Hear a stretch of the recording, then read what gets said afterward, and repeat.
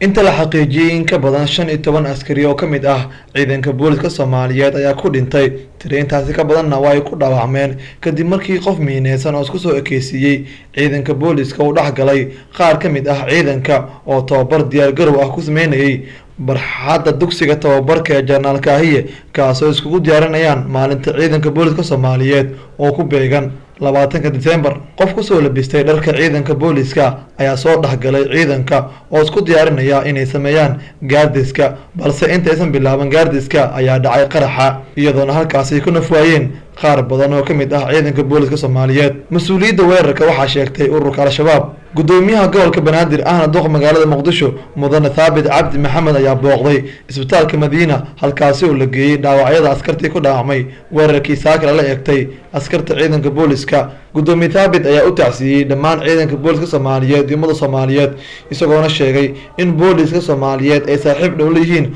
bulshada haatan ay garab istaagi doonaan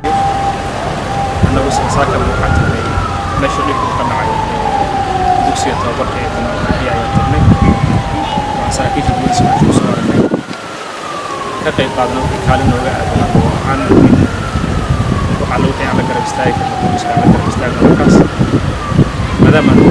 booliska uu saaxiib shacabka maanta dhibkaas uu gaaray haddana waxaan joognaa isbitaal Madiina oo ila joogo agaasimaha isbitaalka Dr. Maxamed Yuusuf oo intii aan uga mahadcelinayo ummadda Soomaaliyeed booliska dhibka maalin walba maalin kasta qof qarax ku dhaacay ama qof caadi ah xanuunsan loo keeno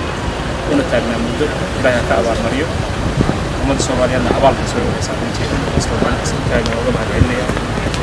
dadkii maanta aan soo aragnay oo dhaawac istaal ku jiray ilaa dhowr toban gaarayo soo booqanay laba qof ayaa aad iyo aad u darnay gabar walaashay oo Soomaaliyeed oo walaal Soomaaliyeed ah oo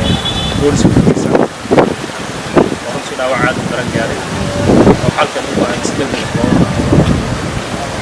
هذا الغاتير سيدا إنه شيئا غير برالة سكولي